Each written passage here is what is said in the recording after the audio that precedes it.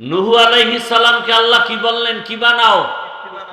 কথা বলতে সবাই কথা বলেন। কিস্তি মানে কি? দেখছেন নি কারবার? সব আওয়ামী লীগ, সব। কারণ আওয়ামী লীগের নৌকার জিকির করতে করতে এখন নূহ নবীর দ্বারাও নৌকা বানাইছে। স্যার, নূহ নবীরে আল্লাহ কি বললেন?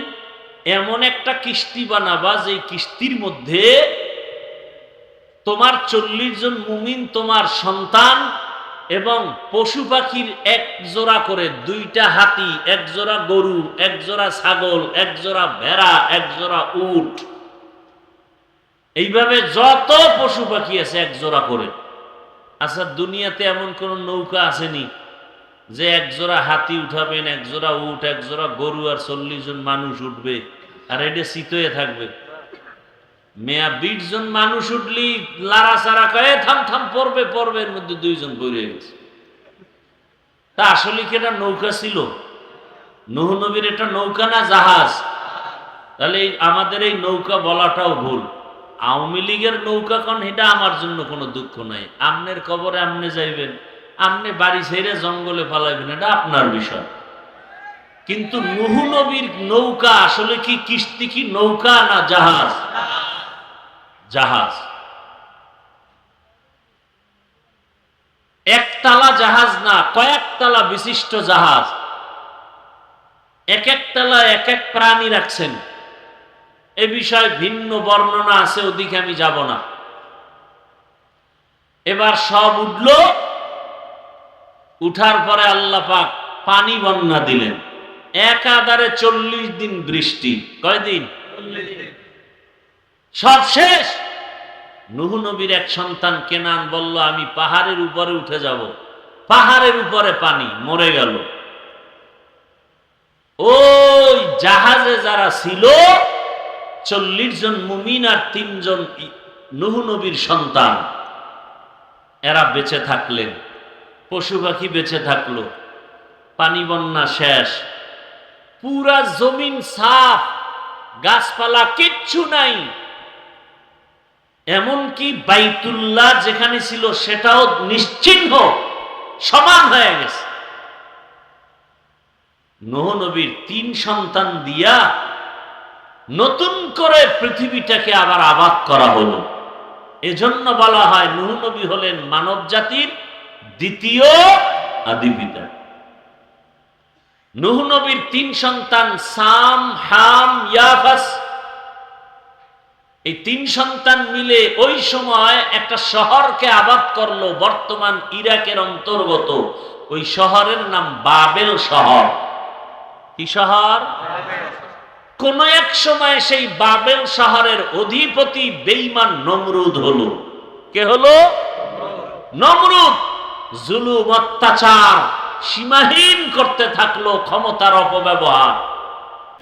قال نوح رب لا تذر على الأرض من الكافرين ديارا إنك إن تذرهم يضلوا عبادك ولا يلدوا إلا فاجرا كفارا। দোয়া কবুল হয়ে গেছে। দোয়া কি হয়ে গেছে? আল্লাহ বললেন, হে পয়গম্বর নূহ, নূহ নবীর নাম কি জানেননি? কথা কন না কেন? নূহ নবীর নাম আব্দুল গফফার। নূহ নবীর নাম কি? আব্দুল গফফার। নূহ শব্দটা আসছে কান্না থেকে, ক্রন্দনকারী। ইয়া নূহ, নূহ নবী এত কাঁদতেন আল্লাহর কাছে, আল্লাহ কান্নাওয়ালা শব্দ দিয়ে ভালোবেসে ডাকছেন, ইয়া নূহ। আর আমাদের মধ্যে কান্না নাই, তাই এমনি তো নাচনেওয়ালা বুড়ি আরো যদি পায়।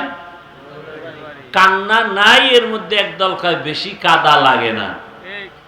অথচ আল্লাহ বলেন বেশি কাঁদো, কম হাসো। আল্লাহ রসুল বলেন জাহান্নামের ভয়, লা ইয়ালিজুন নারা রাজুলুন বাকা মিন খাশিয়াতিল্লাহ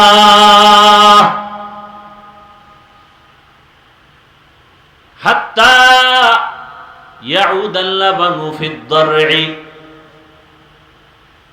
জাহান্নামের আযাবের ভয়, এক ফোঁটা চোখের পানি যার চোখে থেকে পড়ে যাবে।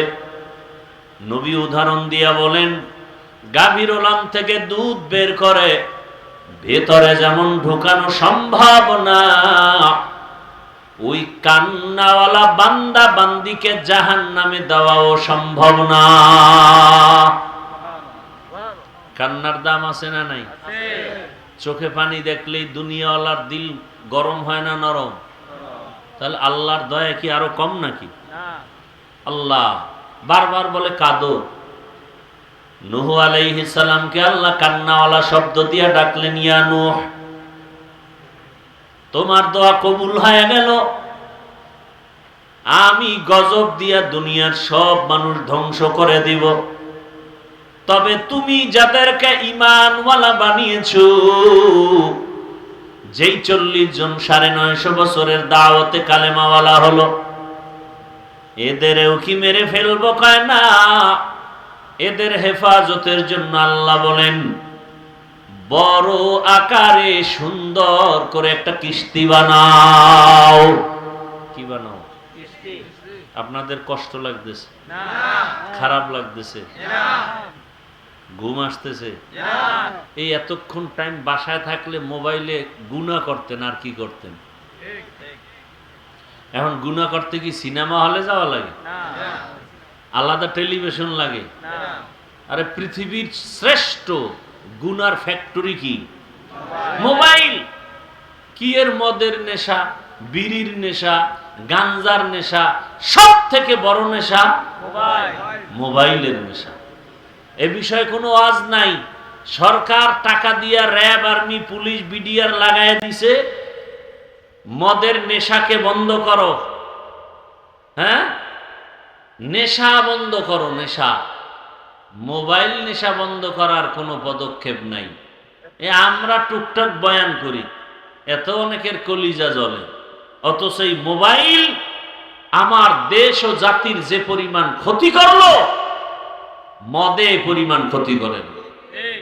মোবাইল যা ক্ষতি করলো, তাজা তাজা প্রাণ চলে গেল, তাজা প্রাণ চলে গেল। এই মোবাইল কেড়ে নিল, লেখাপড়া শেষ। আমাকে ওয়াজ মাহফিলে লেখাপড়ার ক্ষতি হয়? হ্যাঁ, বরং এখানে বয়ান শুনে কান্না করলে পরীক্ষা আরো ভালো হবে। কপাল পরারা বুঝে না, ক্রিকেট খেলা বন্ধ করে না কেন?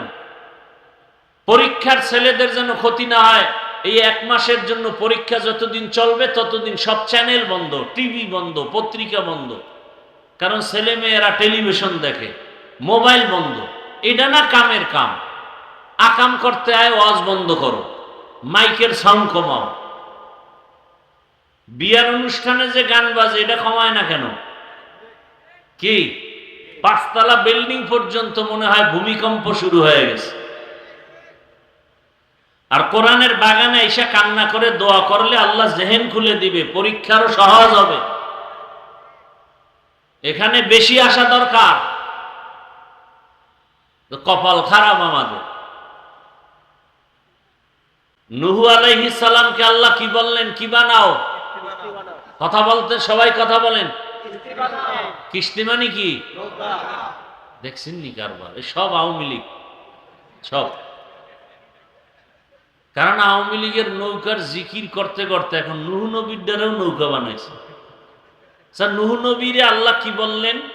এমন একটা কিস্তি বানাবা যে কিস্তির মধ্যে তোমার 40 জন মুমিন, তোমার সন্তান এবং পশু পাখির 1 জোড়া করে, 2টা হাতি, 1 জোড়া গরু, 1 জোড়া ছাগল, 1 জোড়া ভেড়া, 1 জোড়া উট, এইভাবে যত পশু পাখি আছে 1 জোড়া করে। আচ্ছা, দুনিয়াতে এমন কোন নৌকা আসেনি যে 1 জোড়া হাতি উঠাবেন, 1 জোড়া উট, 1 জোড়া গরু আর 40 জন মানুষ উঠবে, আর এটা শীতয়ে থাকবে? মেয়া 20 জন মানুষ উঠলি লাড়াচাড়া কয়ে থাম থাম পড়বে পড়বে, এর মধ্যে 2 জন পড়ে গেছে। তা আসলে কি এটা নৌকা ছিল? নূহ নবীর এটা নৌকা না জাহাজ? তাহলে আমাদের এই নৌকা বলাটাও ভুল। আওয়ামী লীগের নৌকা কোন, এটা আমার জন্য কোনো দুঃখ নাই। আমনের কবরে আমনে যাইবেন, আপনি বাড়ি ছেড়ে জঙ্গলে পালাইবেন, এটা আপনার বিষয়। কিন্তু নূহ নবীর নৌকা আসলে কি কিস্তি, কি নৌকা না জাহাজ? জাহাজ।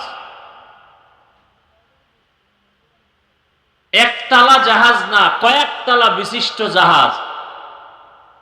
এক এক তলা এক এক প্রাণী রাখছেন। এ বিষয়ে ভিন্ন বর্ণনা আছে, ওদিকে আমি যাব না। এবার সব উঠল, উঠার পরে আল্লাহ পাক পানি বন্যা দিলেন। একাধারে 40 দিন বৃষ্টি। কয়দিন? সব শেষ। নূহ নবীর এক সন্তান কেনান বলল, আমি পাহাড়ের উপরে উঠে যাব। পাহাড়ের উপরে পানি, মরে গেল। ওই জাহাজে যারা ছিল 40 জন মুমিন আর 3 জন নূহ নবীর সন্তান, এরা বেঁচে থাকলেন।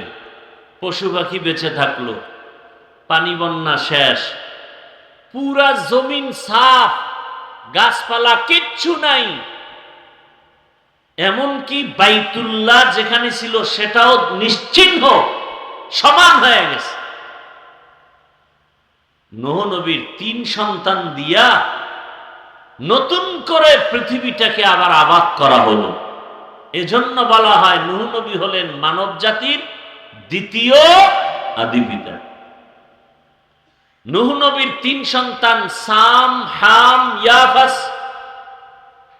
এই 3 সন্তান মিলে ওই সময় একটা শহরকে আবাদ করলো, বর্তমান ইরাকের অন্তর্গত। ওই শহরের নাম বাবেল শহর। কি শহর? কোন এক সময় সেই বাবেল শহরের অধিপতি বেঈমান নমরুদ হলো। কে হলো? নমরুদ। জুলুম, অত্যাচার সীমাহীন করতে থাকলো, ক্ষমতার অপব্যবহার।